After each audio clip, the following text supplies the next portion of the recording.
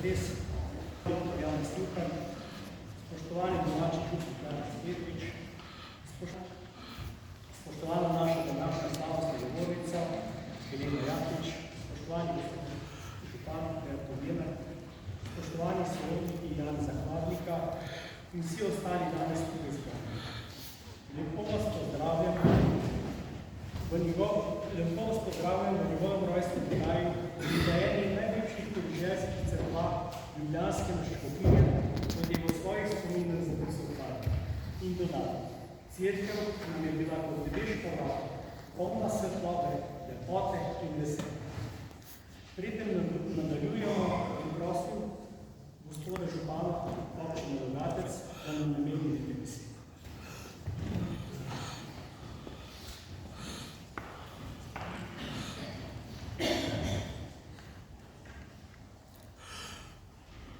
Spoštovane brate in sestre, spoštovani čevalci, prvo lep pozdrav v mojem imenu in seveda imenu celo naše občine Rogatec. Živimo v zelo turbulentnih časih. Ne vemo, kaj bo. Vojna v sveti deželi, v Ukrajini, v Somaliji, tudi drugod 50 vojsk v svetu. In ne vemo, kakšen je Božji načrt. Spoznali pa smo, kakšen je Božji načrt bil, kako bo tekla pot Janeza Hladnika. Bil je zelo slabega zdravja, ker je bil namenjen, da bo doma bil gospodar, ker je bila taka Božja volja, da je bil slabega zdravja, kot sem že dejal, so ga dali domače v šole in je postal duhovnik. Služboval v Beli krajini, v Zagrebu in v času največje gospodarske krize, v 30 letih prejšnjega stoletja, ga je gospod nadškof Rožman prosil in tudi poslal v Argentino, da pomaga tamkajšnjim Slovencem, ki so bili nekako izgubljeni in ne dobro duhovno oskrbljeni z duhovno hrano, da tako rečem. Tam je naletel tudi, čeprav med samimi rojaki tudi do veliko nesoglasij, ampak kljub svoji močni notranji veri, kljub slabemu zdravju, ki je vse to nekako dal skozi, gradil je šole, domove, slovensko vas. In ker 45 leta prišlo do konca vojne in hudih povojnih težavah, je več kot 20 000 Slovencev državo iz naše domovine, jih je monsinjor Janez Hladnik sprejel in mnogim več tisočim tudi pomagal. Čeprav kratka oblast v Argentini ni bila naklonjena temu, pa je kljub temu sprosil pri predsedniku Peronu, da nekako za 10 000 Slovencev se je našel prostor in tudi delo.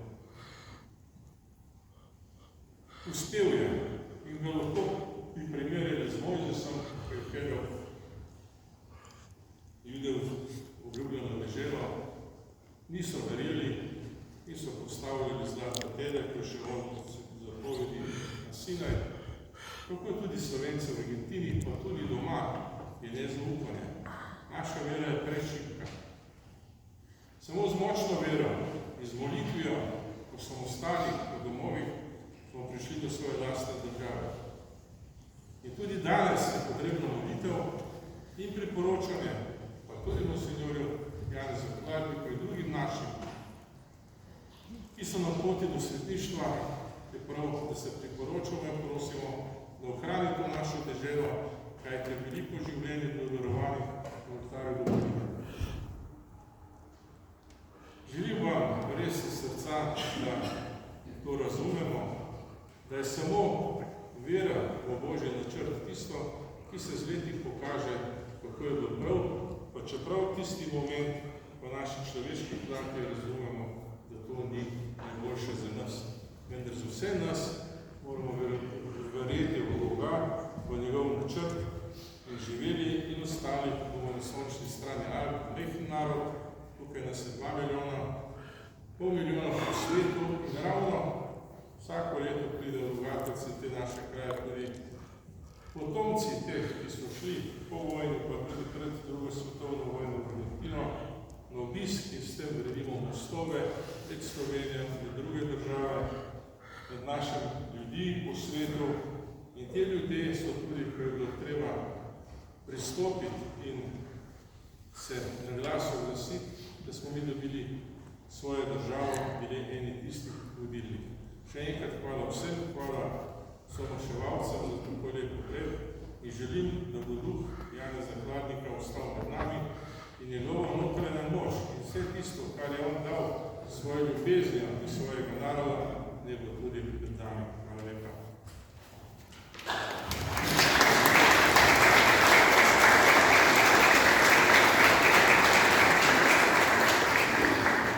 Hvala, gospod župan, za vaše besede.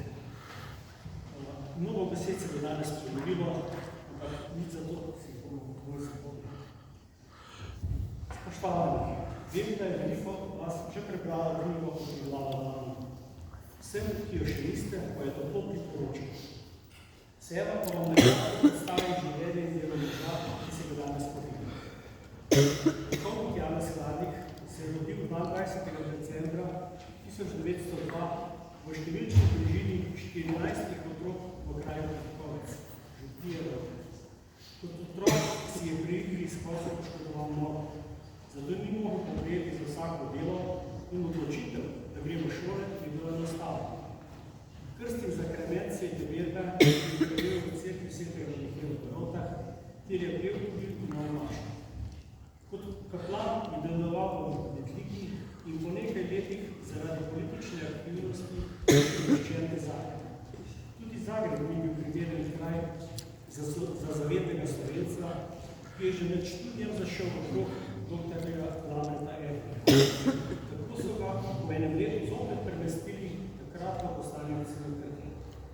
Že pred odhodom v Zagreb se je začel zanimati za Argentino, kjer je duhovnik Jože Kastelic iskal svojega pomočnika. Po euharističnem kongresu 1935, pri katerem je bil zelo dejaven, je stopil svojo prošnjo pred škofovsko. Prošnja je bila odobrena in tako je že pod koncu leta potoval v Argentino. V Argentini je prevzel uredništvo revije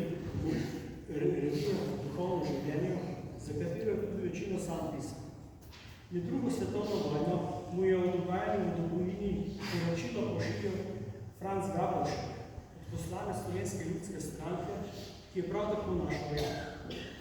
Od njega je izvedel tudi za smrt svoje mame leta 1941 in za smrt brata Franceta leta 1942. Iz poročil, ki jih je dobival, si je počasi ustvaril sliko o dogajanju v domovini. Po koncu vojne mu je znova pisal Gabršek o 20.000 slovenskih beguncih, ki jim je uspelo pobegniti iz tako imenovane svobodne domovine. Tako je pričel iskati možnost za njihovo rešitev. Poskusil je tudi v Čilu in Peruju, vendar ne uspešno. Končno je dobil pot do argentinskega predsednika Perona, ki mu je dal dovoljenje za vstop 10.000 beguncev. Takrat pa se njegovo delo še ne začelo. Moral je prevzeti skrb za namestitev, iskanje služb, finančnih sredstev, skratka za vse. Tu je na kraj. Več pa v njegovem delu preberite v preomerjeni knjigi Odpriznava Blana. Takratne čase je težko oziroma nemogoče primerjati z današnjimi. Je pa v ljudeh neka želja po časih, ki se jih v naših srcih spominjamo z lepimi spomini. Tudi želja, da bi se lepi trenutki vrnili in tudi naše slovenske pesmi to opevajo. Ena takih je vsem znana Koroška ljudska, Čej so tiste slezice, ki se včasih. Danes smo jo bodo zapeli člani Mladinskega pevskega zbora in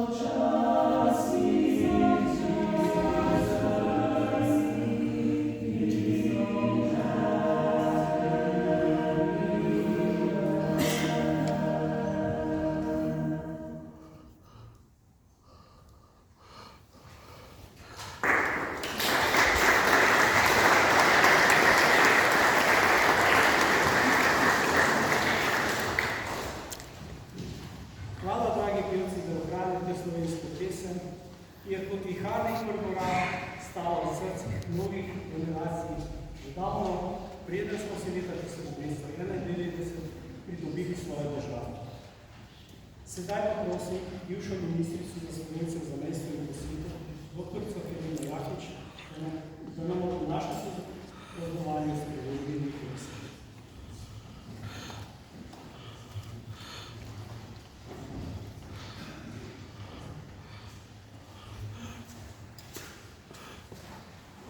Spoštovani gospod Načko, spoštovani sorodniki, spoštovani zbrani. Zbrali smo se, da se popolnimo spominu na duhovnika in zavednega Slovenca, monsignora Janeza Klanjnika. Božja previdnost ga je že pred drugo svetovno vojno vodila na drugi konec sveta, v prostrano deželo pod Nižnim križem. Ko je kot 34-letni duhovnik stopil na ladjo, da priskoči na pomoč slovenskemu duhovniku v Argentini, najbrž ni niti slutil, da bo dobri 10 let kasneje, kot je ob njegovem grobu dejal župnik Delgado, svojim rojakom, ki so izgubili vino, postal krušni oče in da bo po njegovem posredovanju 8000 Slovencev upanje, delo in dom med argentinskim ljudstvom. Prav tako je verjetno tudi na kratko zamahnil z roko, ko mu je njegov novomašni govornik v pismu, ki je hkrati prijel julija 1941, ko je že bil polagal na srci. Bodi na straži. Verjetno te čakajo velike naloge, ki jih bo terila od tebe domovina. Toda danes, 60 let po njegovi smrti, lahko s polno gotovostjo rečemo. Bil je na straži in ni zabranil nalog, ki jih je od njega terila domovina. Pravzaprav jih niti ni terjala, sam jih je znal prepoznati in se jih je neustrašno lotil. Čeprav se je večkrat v svojem trudu in naporih čutil sam, pa tudi razočaran zaradi krivičnega obrekovanja nekaterih Slovencev. Ampak to ga ni odvračalo od tega, da ne bi naredil, kar je čutil, da mora narediti za rojake. Za ljudi, ki so mu bili tudi po duhovniški službi zaupani. Še kako so zanj veljale besede, ki jih je danes že omenil gospod Načko in jih velja ponoviti. Dolžan ni samo, kar velja usta. Kar more, to mož je storiti dolžan. Vedno znova se me dotakne njegova zahvalna molitev, ki jo je izrekel na dan svoje nove maše. Zapisal jo je v svoje spomine. Tiste spomine, ki se jih je totalitarna oblast v prejšnjem režimu tako zalovala, da jih je z objavo v uradnem listu celo prepovedala. Takole je moje. Tu me imaš, Gospod, takega kot sem. Zahvalim se ti za pokvarjeno nogo, brez nje najbrž nikdar ne bi prišel do oltarja. Zahvalim te, Gospod, tudi za druge pomanjkljivosti, ki jih nosi na telesu, zlasti za izgovorjavo črke R. Ti veš, Gospod, da mi je to nadležno, a tebi je tako prav in že veš zakaj. In to, da sem tako kmetavs. Morda bi bilo bolje, da bi se bil bolje olikal in bil primeren tudi za salon. Gospod, takega me pač imaš. Pomagaj mi, da ti bom mogel koristno služiti. Dal si mi lepe darove. Pa dal si mi tudi brzdo, da zavre mojo samoljubnost in domišljavost, če bi me sovražnik da skušal po tej poti spraviti s tino. Hvala ti, Gospod, za vse.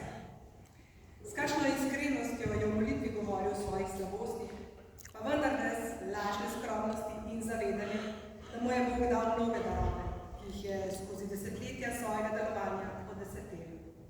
Najprej doma, v Metliki, v Zagrebu in na Kostanjevici na Krki, potem pa v Buenos Airesu, kjer je skušal vsakega rojaka, ki je prišel čez ocean, pričakati. Tudi zato, ker je, ko je sam prihajal tja, zaman čakal, da bi ga kdo sprejel.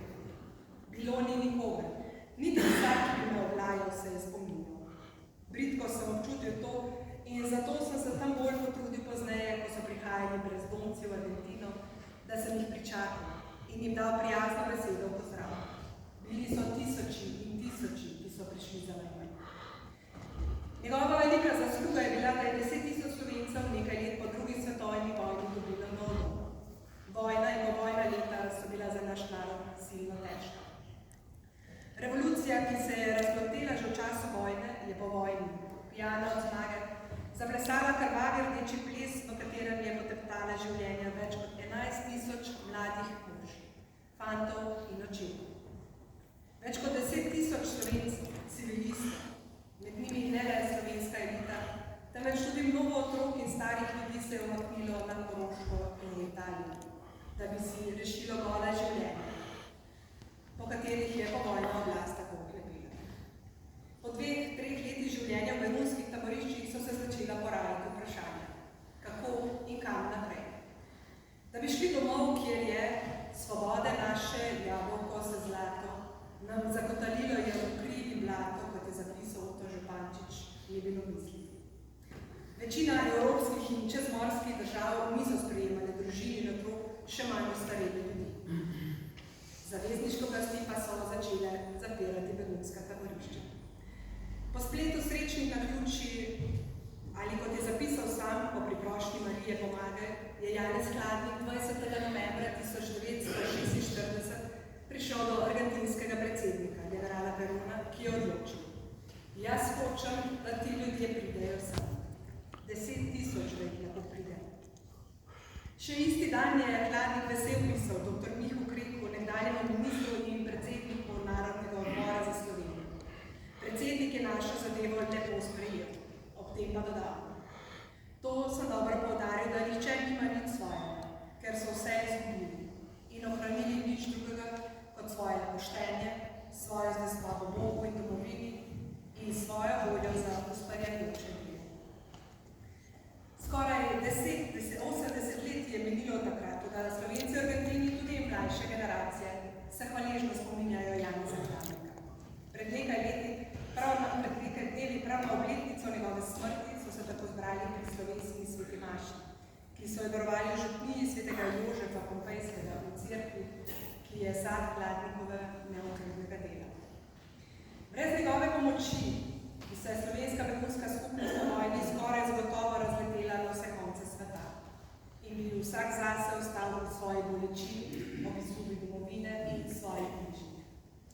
Tako pa je ostala skupaj, trdno povezana v veri in ljubezni do rodne domovine ter dala premnoge sadove, ne le njim samim, ampak vsemu slovenskemu narodu, tudi nam, ki živimo v Sloveniji. Prek 70 duhovnikov, pa tudi odlične glasbenike, pisatelje, mislece, uspešne gospodarstvenike. Predvsem pa zavedne rojake, ki so sanjali svobodno in samostojno Slovenijo tudi takrat, ko je bila ta misel v domovini prepovedana. Da je slovenski DNK ponosen in srčen, zapisan v njihovih genih, smo lahko začutili konec maja v Slovenski filharmoniji na slavnostni akademiji Slovenija tukaj sem, ki so jo pripravili potomci povojnih Slovencev. Beguncev, ki stopajo nazaj na slovensko zemljo, ne kot tujci, temveč kot sinovi in hčere Slovenije. Njihovo polnokrvno in temperamentno petje je preteklo soboto na slovesnosti ob Macesnovi gorici objelo ves prostor od brezna in se dotaknilo naše notranjosti. Prav in lepo je, da ohranjamo hvaležen spomin na moža, ki je pomagal tolikim ljudem in ki je tudi daleč od domovine gorel za slovensko stvar tudi v domovini, še posebej v njegovih domačih krajih. Rad je imel te kraje in vesel je bil, ko jih je po 20 letih bivanja pod Južnim križem zopet lahko obiskal. Bil sem ganjen in solze so mi se prikradle oči, ko sem blagoslavljal svoje ljudstvo ter klical z neba: Dari in ohrani sad zemlje. Je zapisal v svojih spominih, ko je vodil telovsko procesijo v svoji domači cerkvi tudi s presvetom Mihajlom, kjer je prijel največje milosti na zemlji, kot je sam dejal. Njegov zgled nam je lahko tudi danes vsem spodbudo. Bil je mož dejanja, ki se ni odnepal nobenega tega. Noben problem zanj ni bil pretrpal. Če je naletel na takšnega, bolj trdega, je pač po njem dolgal toliko časa, da ga je znal. Ko je bilo treba, je povedal, kar je bilo treba povedati. Če je bil prepričan, da se bori za dobro, pravo stvar, se ni dal prestrašiti. Že pred vojno, še kot mlad duhovnik je svoje vernike spodbujal k aktivnemu delu za skupno dobro. Ne le na področju verskega življenja, temveč tudi na gospodarskem področju in v javnem ter kulturnem življenju. Glede na to, kako se temu danes marsikdaj radi sami izognemo, bi si njegovo spodbudo veljalo večkrat priklicati v spominu. Ob njegovem liku lahko okrepimo tudi našo ljubezen do slovenske besede, slovenske pesmi in domovine.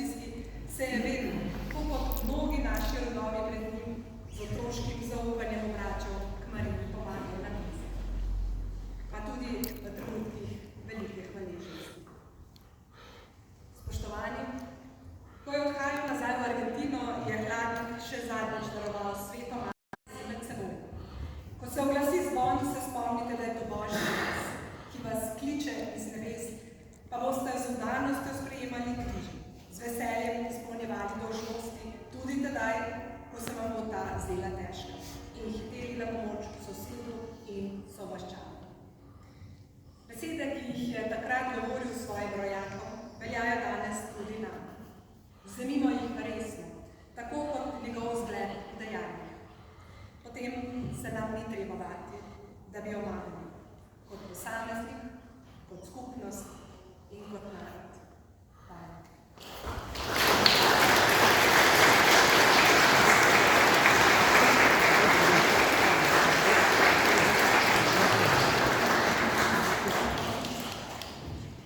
Hvala, da ste se vzeli čas in nam namenili te besede. Slovensko srce je vedno živo in vedno bo trdno zakorenjeno v deželo, ki nam je Bog namenil. Vrgišče lepote, ki jih je Bog delil pri stvarjenju, so zaznamovale slovensko dušo zavedanja. Slovenci, ali pa vseh tistih, ki se morajo zapustiti svojo vojsko hudo, so ljubezen podobni v svojem srcu. Dr. Marko Prežer je napisal pesem Slovenija v svetu in je postala himna slovenskih imigrantov. Danes nam je zapel cerkveni mešani pevski zbor Župnije.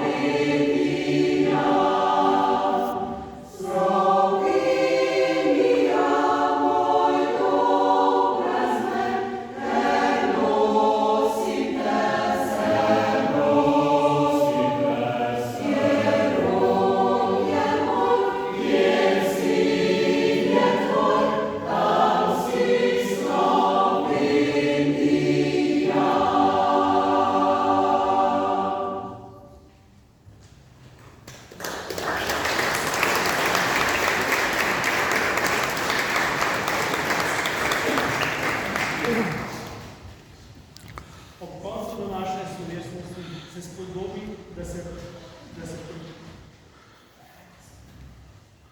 koncu današnje slovesnosti se zgodbi, da se zahvalim vsem vpletenim. Saj se že vnaprej upravičujem, če bom pri tem pozabil. Prva zahvala gre pobudniku in moji desni roki pri pripravi slovesnosti, gospodu Kevonu Mukavčiču, ki je kljub zdravstvenim težavam pravil neizmerno veliko delo. Z rokom sva sodelovala že ob 30. obletnici Hladnikove smrti leta 2015. Takrat je bila slovesnost pripravljena v dnevu spomina na žrtve totalitarnih režimov. Pripravljena je bila tudi razstava o življenju in delu monsinjorja Janeza Hladnika, katere del si lahko ogledate tudi danes v župnišču. Takrat si je razstavo ogledal tudi predsednik države gospod Borut Pahor, ki se je ob tej prvič seznanil z delom Hladnikova dnevnika. Kasneje, oktobra leta 2016, ko je kot prvi predsednik Slovenije obiskal Argentino, pa se je tamkajšnjemu predsedniku zahvalil, da je Argentina v težkih časih zgodovino sprejela slovenske prednosti. Z Ronkom sva sodelovala pri pripravi slovesnosti v čas Hladnika s prireditvijo Pete besedo in sliko o delu monsinjorja Hladnika leta 2016 v Rotah in Ljubljani, istega leta še pri pripravi razstave v Gorici. Vrhunec sodelovanja pa je vsekakor iz knjige Od Triglava do Anga, leta 2018. Mislim, da si gospod Ronko za ta stil zasluži veliko.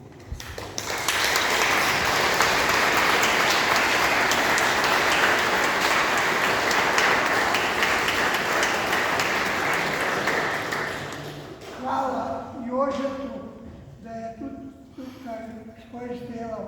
Sem jaz sem bil tako sploh zdaj ne zmerem, ampak vse to, kar je on, skozi vse delo, ko je prišel skupaj, se delujeva, da so res nekaj skupaj naredila.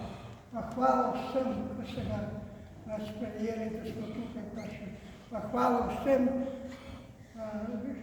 žlahtim, vsem, ki so se povabili današnjega dne. Bog vam živi, naj bo tako od duhovnikov, škofov, kot vsem ostalim paravnim. Bog vam živi.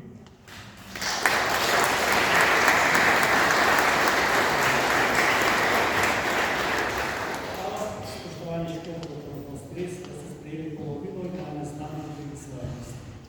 Hvala vam, spoštovani dr. Janez Juhan, tudi kot predsedniku društva Obljubi Sprava, ki je v našo domovino tako zelo verjetno. Hvala vam tudi za ta trud, ki ga vlagate v ozdravljenje slovenske družbe.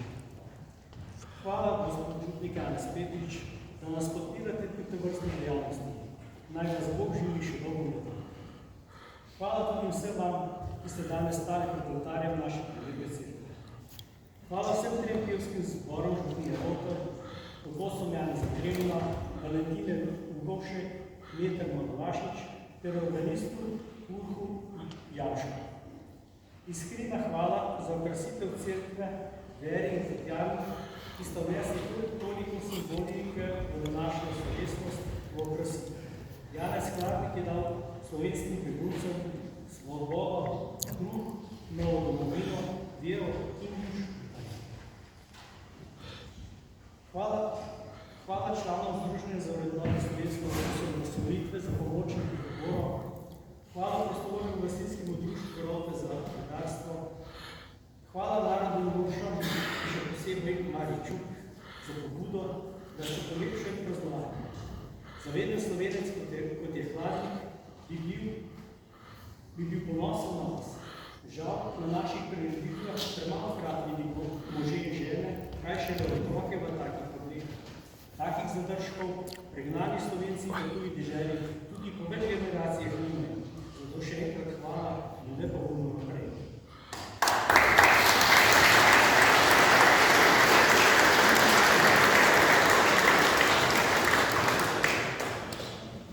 Hvala za pripravo pogostitve, na katero vas vabim po koncu slovesnosti.